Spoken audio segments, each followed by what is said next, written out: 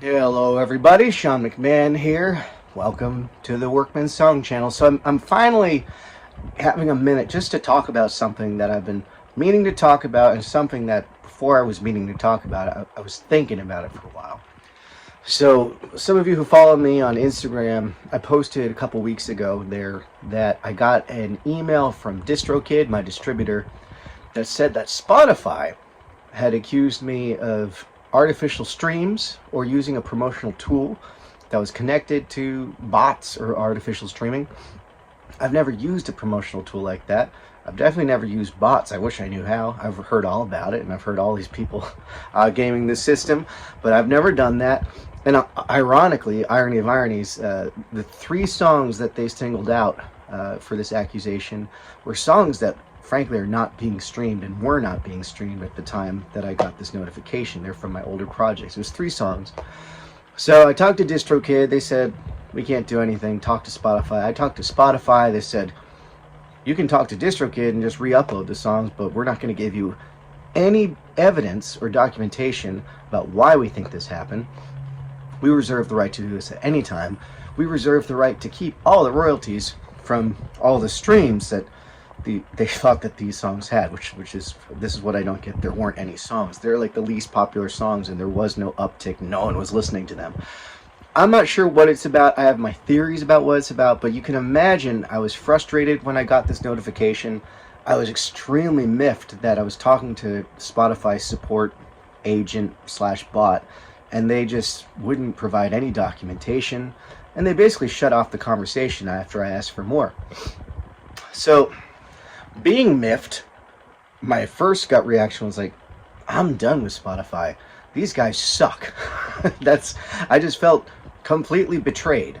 I've always been a supporter of Spotify because Spotify has been a great tool for exposure for me, promotional tool in and of itself. I always put my new singles at the ad company. I always put my new singles on Spotify because it's a great way to get it out to people. And frankly, a lot of people I know, the people who reach out to me, they are listening on Spotify. But this whole process made me think twice, because it didn't just happen to me. It's happened to a lot of artists. In fact, apparently this has happened to millions of independent artists in the past couple weeks, because there's some sort of change going on at Spotify HQ. I have my own ideas for why that's happening. Lots of people do. Like, Spotify might get bought out. They might try to buy whatever, payola. I don't know. There's all these theories out there. I don't care to speculate, but I'll tell you this. When you have that kind of feeling of betrayal, you start to think, well, do I want to forgive this service and move forward with them? Would it be worth it to me to continue this relationship? And I started thinking about it. I was like, you know what? My relationship as an artist with Spotify and all the streaming platforms, basically, one, it's anonymous, so I'm not close with them. So it's not like a particularly meaningful personal relationship compared to, say, the relationships I have with the people who book me at their live venues. And that, by the way, that my live music career is my bread and butter. That's how I'm taking care of my kids. And thinking about Spotify and putting them on the same level as, say, a live venue where I play, it all becomes clear. It's like, well, wait a minute, I would never work with a venue where the relationship is like my relationship with Spotify. In fact, the last time I went to New York, I did a gig where I went through one of those like automated process for booking the gig and doing all this stuff. I gave it a shot. I was like, oh, I guess this is what they're doing at some of these venues now. And guess what? It was as anonymous, and it was frankly as dumb and sort of wasteful and not that great of an experience as I should have expected. So this is all to say, I'm grateful for the role that Spotify has played in my music career. But frankly, here's the story. I put out my first Workman song release on Spotify in 2014, the Lamb EP, and it wasn't until 2017 that there was any traction on Spotify. There was an uptick on the song No It's Not. No It's Not started going up and up, and I think at one point I had maybe 500,000 monthly listeners on Spotify in 2017. That moment lasted a little bit. It was fun. Got me excited about Spotify, so I started really focusing my energy on it. That moment's gone. I've never made a lot of money off of Spotify. And for those of you who don't care about money, I salute you. But I have a family to feed. And so I've come to just deprioritize my recording career over the past year or two, simply because it's not paying the bills. My live career, thank God, is. I mean, I get to play all the original material I want at my concert, whether it's on a stage or whether it's even just in the corner of a restaurant. Just being real, like that's where I'm playing. And if I get to play my tunes, that is fundamentally satisfying to me, artistically. And if people appreciate it, which thank God they often do, that's an added layer of the cake that I'll just eat up. And people value that, and I can sell CDs if I want, or I can just say, listen, you're only going to hear this in person.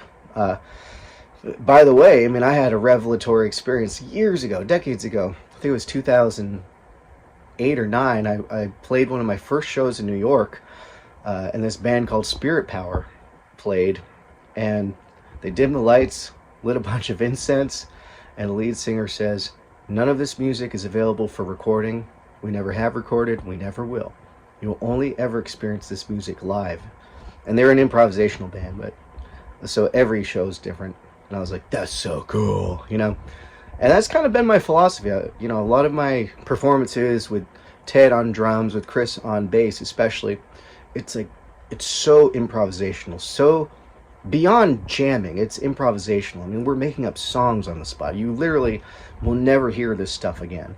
And yes, we could start recording it, etc. I'm not against recording. I'm just saying I have a family to feed, and so you naturally prioritize things differently. Like, I love my kids. I love my wife. Those are the emotional hearts of my life. I love my art. I think about it all the time. I create it all the time in different ways. But your career is going to be your career as an artist. And I know it works for me and my family. And so that's all to say. Spotify, the streamers, they've become excess fat that I'm going to trim off, because at the end of the day, again, to compare venues to streaming platforms, why would you ever play a venue and it's going to undercut what every other venue is paying you? You charge, let's say you charge, you know, $200 a guy at the bar down the road, and then you go over to another place and say, I just need a couple fractions of a cent for this one. I mean, that's insane. You would never undercut yourself in that way. Knowing that in 2024, recorded media is frankly expected to be free, I'm going to pull a lot of my music off of Spotify anyway. And I'm going to reallocate it. It's all going to go into Bandcamp. And I'm only going to keep basically the top played music on Spotify, because that still does promote me to people who have never heard me before. You know, having those songs, having No It's Not and having I Want to Be With You, having these songs that people are listening to regularly enough on Spotify that they, you know, get like 1,000, 2,000 streams a month, that keeps me in the algorithm. All right, so you know, there's still going to be 5 songs there, but I just look at them now like they're advertisements. I look at them the same way I look at Harry Potter and Halloween. Like, you're definitely going to be able to see the Harry Potter series, or at least 1 or 2 of those movies, like for free on your streaming services somewhere during Halloween. And then after you watch the first movie or the second movie, you're going to get funneled into one movie with a paywall, or it's going to, you know, it's going to shift around. So this is my philosophy. Like, I'm not against streaming. I'm just putting it in its proper place. It's promotional. Long story short, read Spotify is, we're breaking up, but we're going to just be friends, all right? We're going to be just friends. I mean, what I say for artists is just look at Spotify kind of like it's Netflix or, you know, HBO. Like, people who make movies, they jump from platform to platform depending on what works for them. And movies migrate from platform to platform.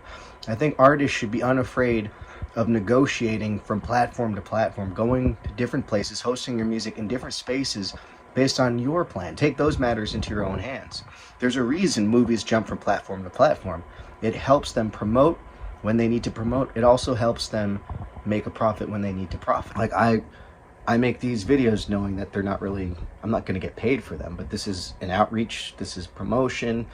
These videos, like my YouTube channel is nuts. Like, sometimes it's musical promotion, sometimes it's Christian ministry, right? But that's what I choose to do with it, right? So artists, you should all feel perfectly entitled to pick and choose what you want to offer pro bono, what you want to be generous with. But, you know, we all kind of got to stick together. I mean, I'm not saying jump ship on Spotify, but what I am saying is maybe it's time we look at it differently and recognize it for what it is. because we're all undercutting ourselves. I don't see any possible way where an MP3 or a WAV is ever going to be more valuable than a CD, let alone a vinyl, right? Like physical media is irreplaceable, like one of a kind, limited edition. But once you get into digital media that can be sent over the internet, I mean, it is frankly hard to value that. But you at least need to give your audience a shot. Like, tell them, here's how I value this. I hope you value it the same. You got to give them a shot, because a lot of times your audience does want to take care of you in that way. And they just need to know what you're looking for. What's your rate, right? Set your own rate, artists. That's where I'm coming from. And the more we set our own rates, the more you set your own rate, the more I set my own rate, we're all going to help each other. I mean, that's basically an unofficial union, right? So I'm in the process of a lot of retooling my business model and rebranding, in fact. So because Workman's Song as a brand is just so inclusive of so many things, of music, of different projects and ministry and all this stuff, I'm sort of rebranding Workman's Song to be a label, basically, to be a hub for ministry, for different music projects, because I got my solo stuff, I got my duo with my wife, I got my duo with Ted, two boys, I got the full Workman's Song band that plays festivals and stuff. And frankly, you know, I'm very focused on the local market here in Martha's Vineyard and in Massachusetts and Boston area. You know, like on the Vineyard, they mainly know me as Sean McMahon. You know, like some people get Workman's Song, but they know me as Sean. It's like, I'm going to see Sean McMahon play. Like if I say Workman's Song's going to play, they have no idea if I'm going to show up solo or with my wife or with Ted. So I'm just trying to listen to my audience and just be a little more rooted and grounded in reality, frankly. So if people know me as Sean, then I might as well make a Sean McMahon Bandcamp, and it has my Sean records. I just released, just today, Holy Week, 2 Christian records. One's all traditional hymns, acoustic stuff, and the other's all original stuff. And I put that out on my Sean McMahon Bandcamp. And then there's Katie and Sean compilations that I just put out over at a Katie and Sean Bandcamp. Two boys, we just put out our first single, Flying Horses. So Workman's Song is kind of becoming a label, which is kind of cool. It's really just that I'm trying to articulate better what Workman's Song has always been, which is, it's always been a central hub for things that I'm connected to. And I've always used it as the central channel by which I can communicate what I'm doing with the public. So anyway, guys, that's the long and the short of where I'm coming from. And I'm really interested in feedback from my audience, like what you think would work. You know, like, should I do everything, pay what you will, God help me? Should I on Bandcamp? Or, you know, should I charge what I think I should charge for a record? Like, I think, dude, inflation. Like, by the way, here's this one thing. You know, there was a time when beer cost like $1, and that's when you could see a concert for $5 at the door. Beer is like $12, $14, but they still charge $5 at the door. Okay, so inflation. Like, what should a record really cost? Knowing that easily reproducible media like WAVs and MP3s are a dime a dozen. It's really tricky. I mean, frankly, online record, could you really charge $50 for even a double album when it's MP3s? Probably not. I'm down to try it, don't get me wrong, but I'm pretty sure I know it's going to happen if I do that. Maybe you can do that with physical product, but not MP3s. But again, there's got to be a middle way here. There's got to be a middle way. Artists, I'd love to know what you're doing. Business people, if you're listening, I'd love to know your take on all this stuff. And of course, those who are more here for ministry, I'd love to know what you think.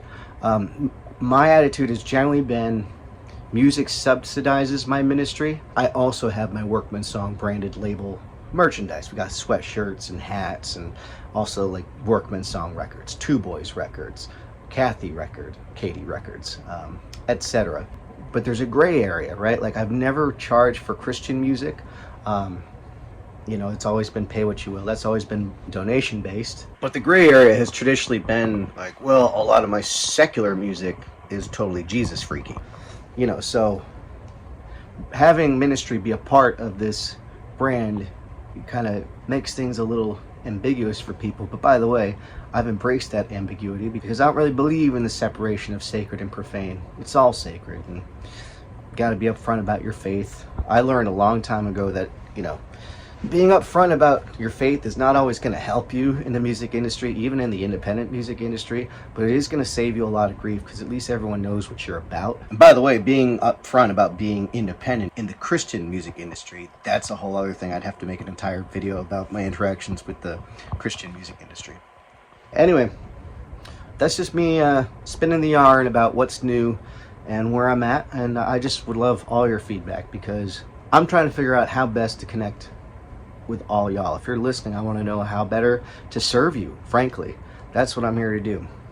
So thanks for listening, and I look forward to your feedback. God bless.